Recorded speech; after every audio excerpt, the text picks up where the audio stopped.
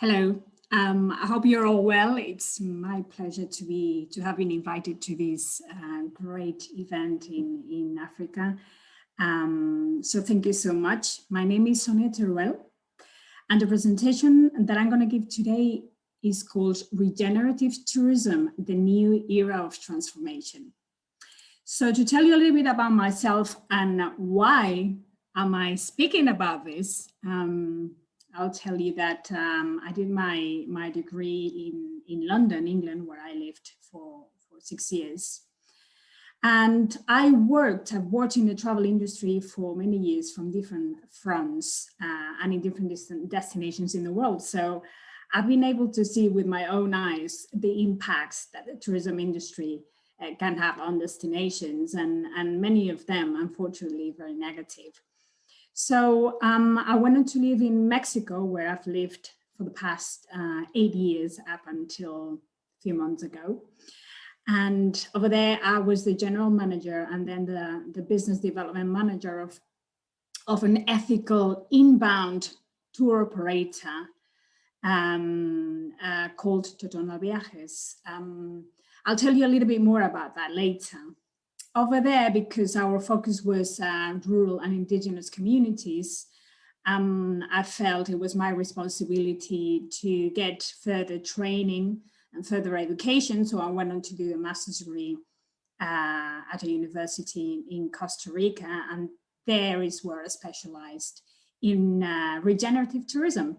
So ever since, it has been nonstop of implementation, education, research, I'm part of different groups that continuously have these important conversations about this new paradigm and how it can be implemented at destinations, and especially,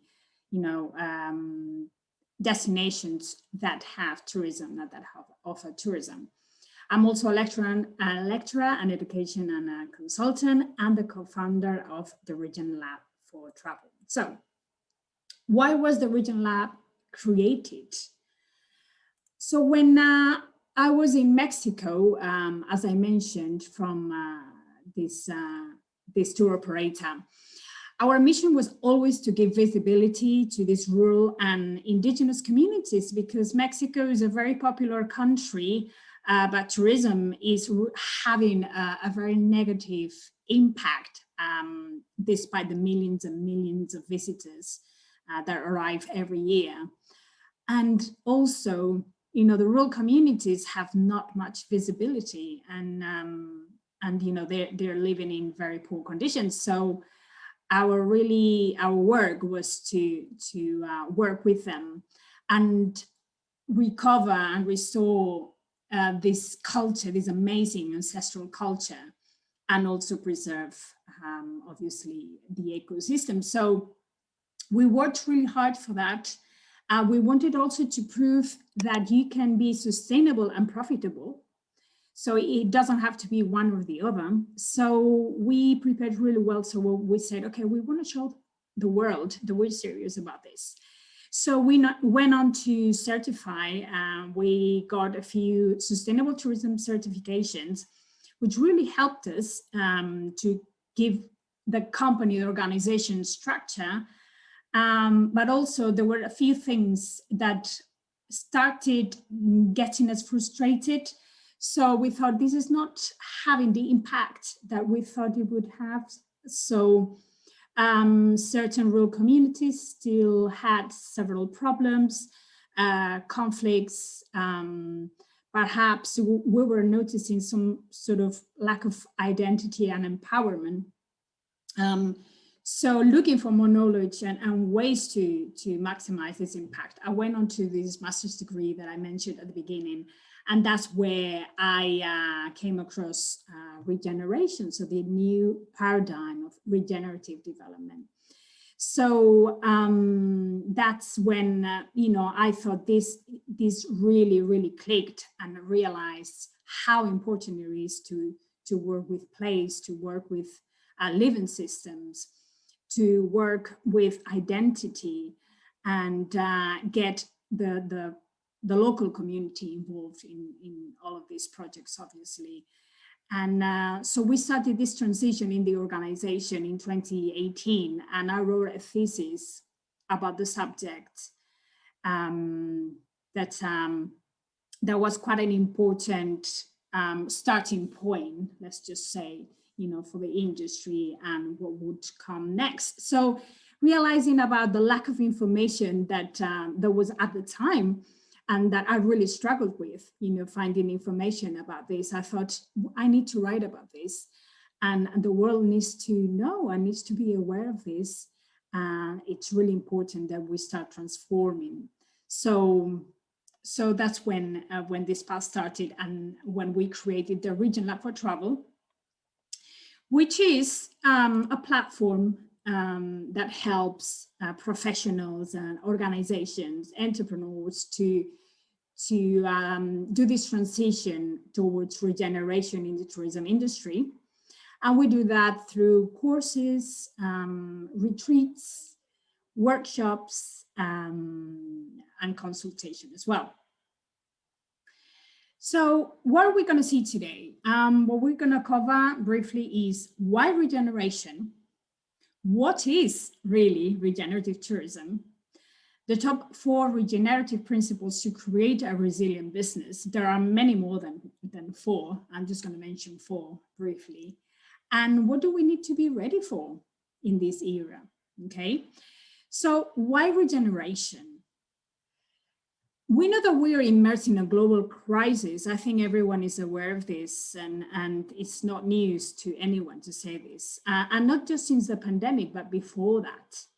The fact that a virus has come to disturb our lives so much is a clear sign that our system, our world wasn't healthy enough and resilient enough.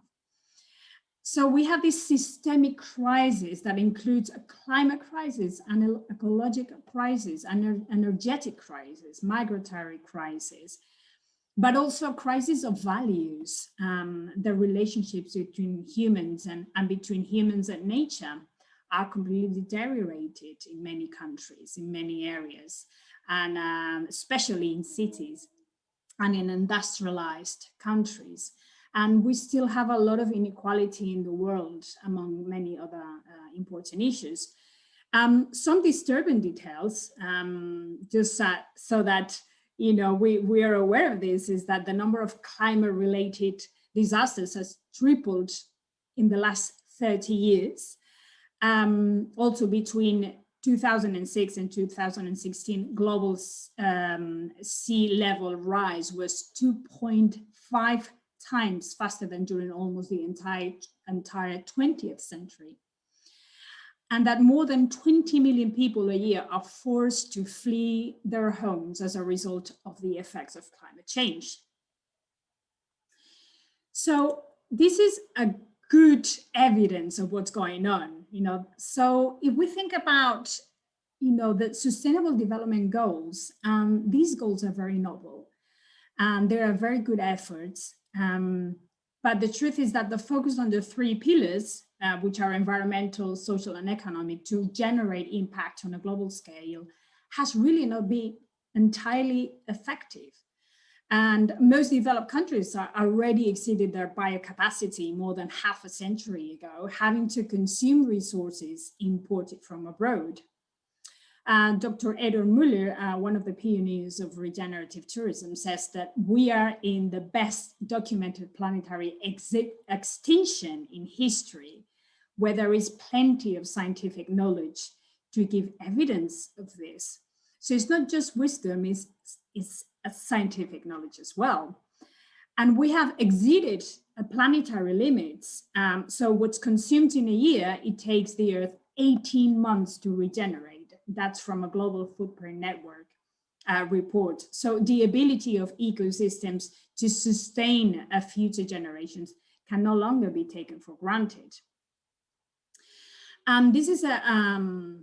This shows really well what's going on, is the country overshoot days. I'm not sure if you are familiar with it. If not, I truly invite you to have a look at their website. A country overshoot day is the date on which the Earth's overshoot day will fall if all humanity consumes like the inhabitants of this country. And the Earth's Overshoot Day marks the date on which humanity has exhausted nature's budget for the year. For the rest of the year, we maintain our ecological deficit by depleting local resources, resource reserves, and accumulating carbon dioxide in the atmosphere. So the conclusion of this is that we are operating in debt in the world. So as you can see, we can really no longer sustain, because there's nothing to sustain. We have to regenerate. So we have to go beyond this, okay?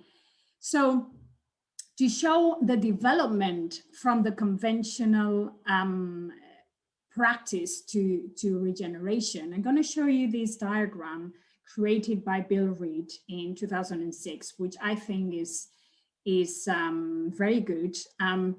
So if we start from the bottom, I hope that you can see well. We have the conventional practice, which is a system that tries to limit damage, but is still degenerative, being one step ahead of breaking the law, basically. So we can see here that, you know, on the left, we have more degenerative systems and fragmented, and where more energy is required. And then we start slowly evolving, developing towards a system where less energy is required, and it's a bit more whole and regenerative. So we start from there. Then we go through this green stage where we realize that tourism can have really negative impacts, and it already indicates improvement in direction, integrating human activities into natural systems, but it's still from a fragmented view of the world.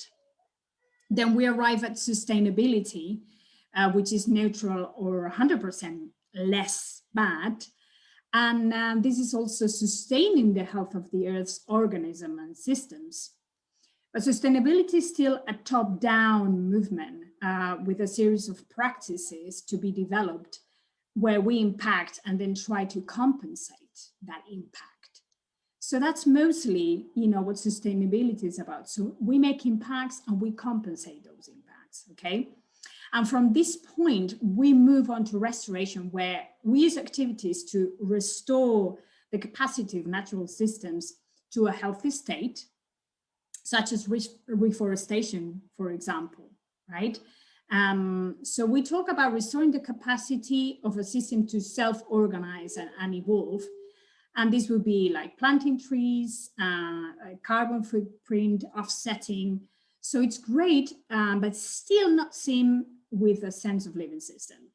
And finally, we got to this stage, the regenerative state. We come to regeneration, which is a process that involves the Earth and the biotic systems in which we are part, as well as the people of each unique place, engaging all actors and processes and building people's capacity for long-term healthy relationships. So what we're doing here is realizing that man and nature are really need to co-evolve. So the human is not just someone completely separate from nature that can have a relationship with nature. So we are here realizing that we are part of nature and we need to co-evolve and have a reciprocal relationship.